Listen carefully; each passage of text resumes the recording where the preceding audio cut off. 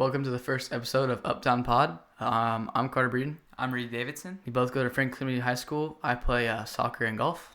I play golf and tennis. And on this podcast, we plan to look over some basketball, baseball, football, all the popular American sports, probably sprinkle in some golf, tennis, and soccer maybe. But I don't think we're really going to hit any hockey. But other than that, yeah. But there's not really a good way to get into this, but let's go.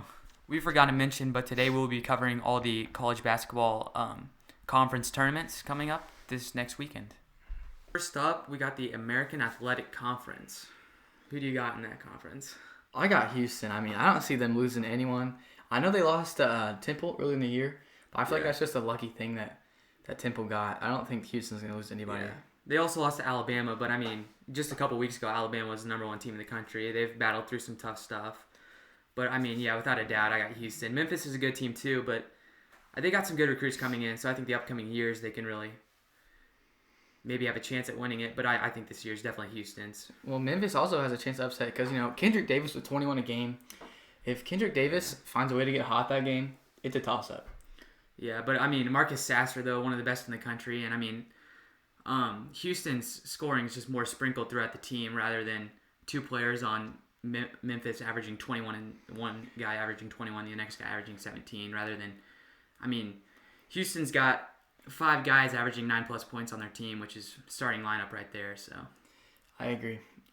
Pretty easy conference to say. Houston's taking it home. Moving on to the Atlantic Coast Conference. Who you got? I got a underdog one in it. I got the Pittsburgh Panthers. I got Blake Hinson is leading the team in points and rebounds with 15.8 points and 6.4 rebounds a game. And Nelly Cummings has 4.9 assists a game, which is pretty good. So I got them. How about you? Who do you got? I don't know. It's going to be a toss-up for me between Virginia and Duke. And Virginia beat Duke earlier this season, but I feel like Duke is finally starting to figure things out with this young rosters that they have. And, Kyle Flapowski with 14.8 points and 9 rebounds right now is really, hitting his stride. I feel like, they're just a favorite. But they haven't gotten beat by Virginia Tech twice this year, though, so that might be an upset alert if that happens. But, yeah, I do feel like they're playing different now. Yeah, I'd say my second team, I got Virginia. I think Virginia's pretty good. They got a pretty old, experienced team. I remember watching Armaan Franklin back when he played for IU, and I've seen how much he's grown. I watched a Duke-Virginia game not too long ago, and Armaan was looking good playing for them. And Kihei Clark, he's been there for forever, and he's always a reliable guy. He can score, he can pass, he can do it all. So I look for Virginia to do well in the tournament as well. And how do you see this Duke UNC matchup coming up affecting the tournament? UNC has the ability, but I just think they're a fraud this year. I think Duke's gonna take that game. How about you? I do think so too. I think their preseason ranking was way too high. And at 1? Yeah, I know it from the beginning, right? Whenever they had a couple of those games that should have been blowouts at the season that weren't blowouts, and they're only winning by maybe 9 or 10 points. I knew right then and there this team wasn't very good. Yeah, I do agree. I feel like, do you feel like a team like Clemson or NC State could take this home? Last year during the tournaments, we saw some teams get pretty hot. But I don't know. I just feel like there's 3 or 4 teams that are at the top that are all around the same skill level fighting for the same spot, and that's to win the tournament. And, I just don't think those teams will be able to do it this year. But I'd like to see an underdog take it. One thing I say is, I could see, a lower-end team in this conference make a far run in the tournament. I could see a team like, Syracuse or Wake Forest. I could see them making a deep run into this conference tournament. I could see Syracuse. They got good shooters on their team. They lost their best player, though, last year, Boeheim. But, yeah, I could, too. I don't think you can count NC State out, too. NC State, they got some good guards on their team, but, yeah. Yep, that should wrap up the Atlantic Coast Conference, and we should be on to, what, the Big 12? Who's your pick this year for the Big 12 Conference? It's such a stacked conference. There's a lot of toss-ups, but I'm about to go the underdog and Kansas rival Kansas State. Keontae Johnson's been on fire the second half of the season, and them on a 4-game winning streak, it doesn't look like anyone can slow them down. Yeah, I agree, but at the same time, Kansas is on the 7-game winning streak led by Jalen Wilson, averaging 19.6 and 8.3 rebounds, projected to be a first-team All-American candidate. And they also got DeJohn Harris averaging 6.2 assists, and Kevin McCullough with 2.1 steals. And I mean, Grady Dick is a phenomenal freshman, averaging 14.5 points. Kevin McCullough, 11.2. KJ Adams, 10.6. I mean, this team's got a lot of weapons, and I think you really got to look for them in the tournament. Do you think a team like Baylor could upset both these high teams in the conference championship? Yeah, definitely. I mean, this conference is pretty stacked evenly between all the teams. I mean, Kansas this year came out on top only by 2 games, but I mean, I remember Kansas State beat Kansas by like 20 at one point this season, but Kansas came back to beat Kansas State at Kansas State, which is pretty impressive. So I don't think you can really count anything out. I mean, you got to look at a team like Texas too. What are your thoughts on Texas? I mean, Texas has a big game coming up this weekend. If they can secure that W and get out this little losing streak that they have, I mean, I feel confident to say that they can make a deep run in this tournament. They don't just go 22-8 for a reason. They're obviously a good team, just on a bit of a rough patch here. I agree. Yeah. I remember Marcus Carr, who's probably their best player. I remember him at Minnesota. He's a really good player. I mean, he averages probably 20-some points per game, maybe high teens, but I think you got to look at him. And Timmy Allen, I mean, he's a great player too for Texas, so they're good. And then a team like Iowa State, I had high hopes for them, but I mean, right now they're struggling with a 4-game losing streak, so I'd like to see them back on track for the tournament and spice things up in that. But I mean, also TCU. I mean, they're just solid. Yeah, I mean, they were supposed to be ranked pretty high going into the season. I mean, they finished about like 5th in the conference, but I mean, you can't count TCU out either. I mean, this conference is up for grabs right now, but I like Kansas as the front runner, and you got Kansas State. I do agree. It's between those top 2 teams, but yeah, I mean, Iowa State make a deep run. TCU, Texas, any of those bottom teams. Yeah. Yeah, it's just whoever plays harder. Okay, moving on to the Big East. Who you got? I got Marquette, led by Cam Jones. I know they're the front runner in the conference, but I mean, this team's on a 5-game winning streak led by Coach Shaka Smart back at his alma mater. I think this team's going to be a really good tournament team to watch, and they're on a roll right now. So, yeah, who do you got? I mean, I agree with the Marquette take. They could easily take it home, but I think Xavier is going to make a good run at them. With a 1-point loss to Marquette earlier this week, it's really a toss-up between those two, and they're obviously the front runners. But I could also see a team like Providence, Creighton, or UConn making a run with all of them being, so highly ranked earlier this season.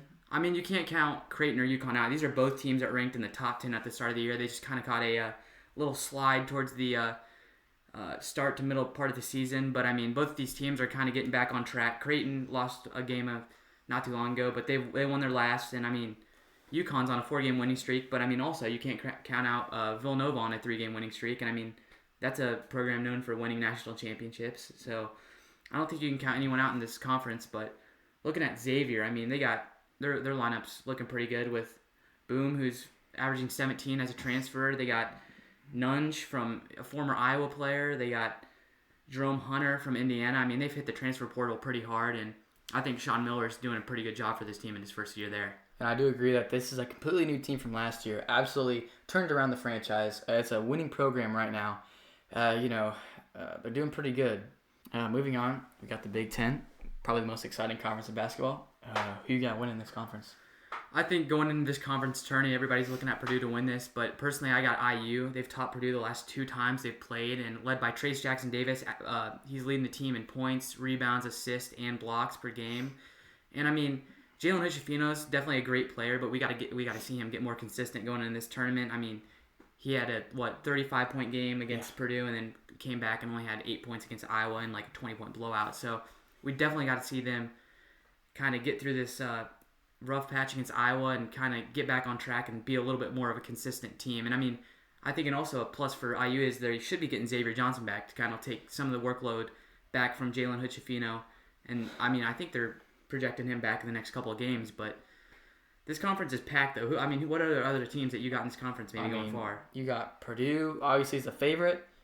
Michigan's a good team. Northwestern's beat IU and Indiana. Indiana and Purdue. They swept the Indiana teams this year in the Big Ten. I mean, they beat IU twice, beat Purdue once.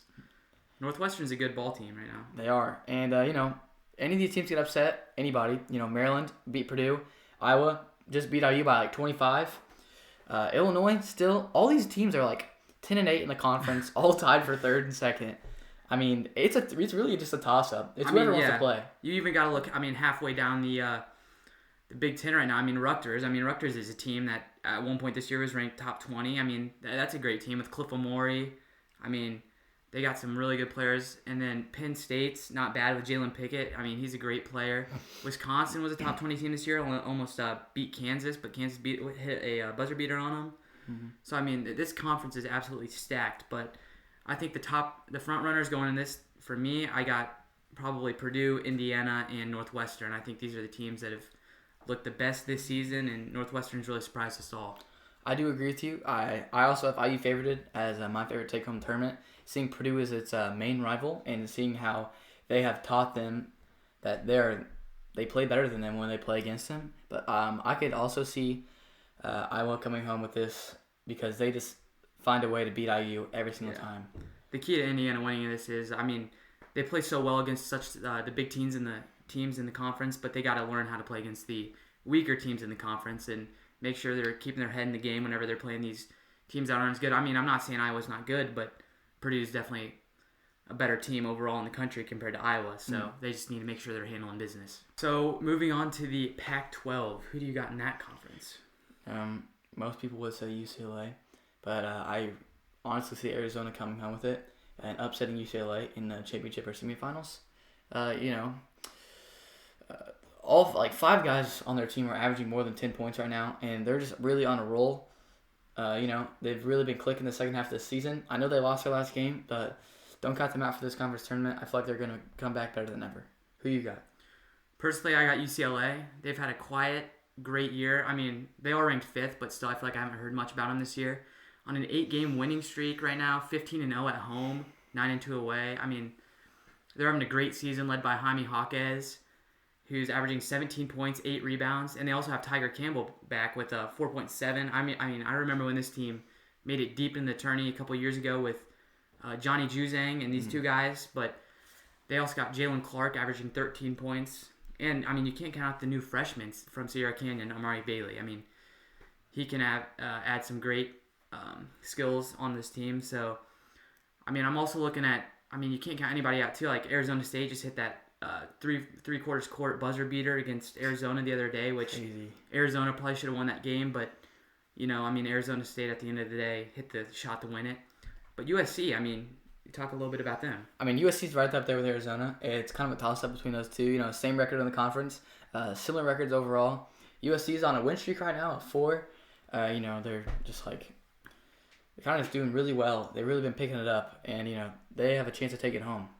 Yeah, I'd say this conference clearly has 4 or 5 teams that are the front runners at it, but I think UCLA, Arizona, and USC are definitely top of this conference. Everybody below them is just not on that level yet of right now. I agree. Moving on to a bigger conference, the SEC. Who you got on this one?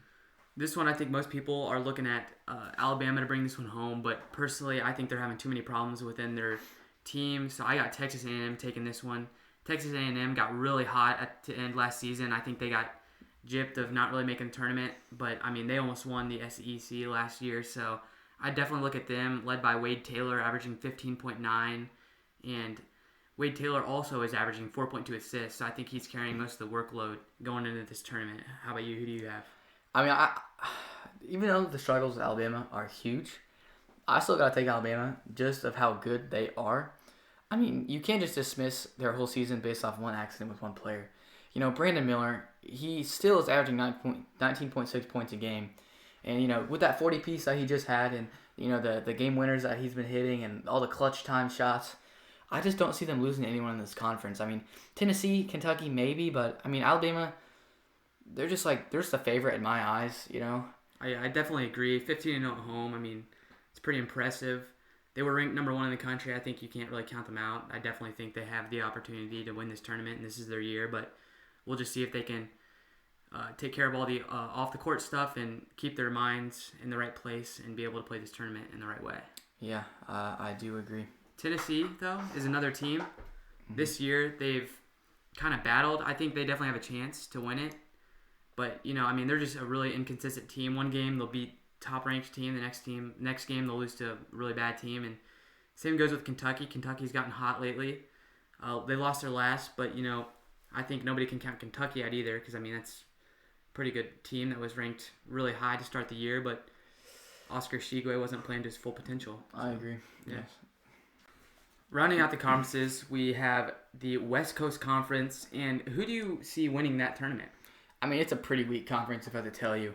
It's just Gonzaga and St. Mary's that are the two contenders. Both of them 14-2 in the conference, pretty evenly matched. Gonzaga 1 game up on the season. 1-1 with each other in the season, 8-9 point games. Just a toss-up, whoever came to play. Gonzaga, the real difference to me that stands out is a 7-game winning streak compared to St. Mary's 1-game losing streak. And the difference maker to that is definitely Drew Timme's scoring ability. Him averaging 21 points per game and being one of the leading scorers in the West Coast Conference is definitely affecting Gonzaga's positive season. And, his presence on defense as well with the 1 block per game leading the team and the 7 rebounds. Who you got winning this conference? Yeah, I definitely have St. Mary's. I feel like they're going to come out there and be ready to play.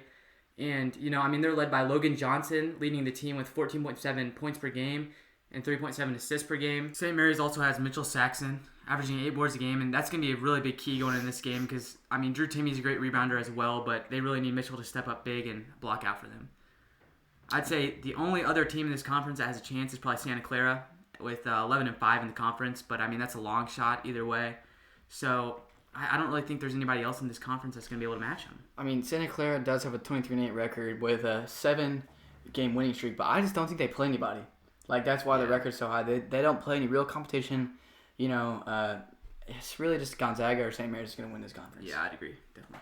Wrapping up today's first episode, we're going to do a little session called Daily Draft, and we're going to do this every single week. It's just going to wrap up the episode, and it's just a draft of a different league every time. And today we're going to do college basketball. With that being said, my first overall pick is the big man Zach Edey from Purdue, standing at 7'4". My first pick, I went Jalen Wilson out of Kansas, leading his conference in scoring. Second overall pick, I took TJD from Indiana. Great footwork. He can hang with anybody. My second pick, I took Drew Timme. My third overall pick, I took Marcus Sasser. I needed a guard, so he's a pretty good player. With my pick, I took Adama Sanogo. He's just solid all around player. So, my fourth pick, I took Brandon Miller, an absolute shooter from Deadly. On and off the court. Yeah, he's a phenomenal freshman from Alabama, and he's averaging almost 20 points as a freshman, so he'll definitely be a lottery pick this year. And I realized that I'm a little big and that I need some guards, so I took Jalen Pickett out of Penn State. Pretty solid too. Yeah, and then with my fifth pick, I took Oscar Tshiebwe. I had to take him. The reigning National Player of the Year. I know he's had a little bit of a down year, but he rounds up my lineup well. And to finish up my lineup, a little too big still, so I took a guard, Chris Murray out of Iowa. He's just solid, filling his brother's shoes there. Yeah. Well, thank you guys for tuning in this week. Expect us to upload a podcast about every week, hopefully. It might get a little scary, I guess, going into the golf season because we don't know how much we can do it. But we are expecting to have guests on soon, too. So Be ready for that. Yes. All right. Catch you guys later.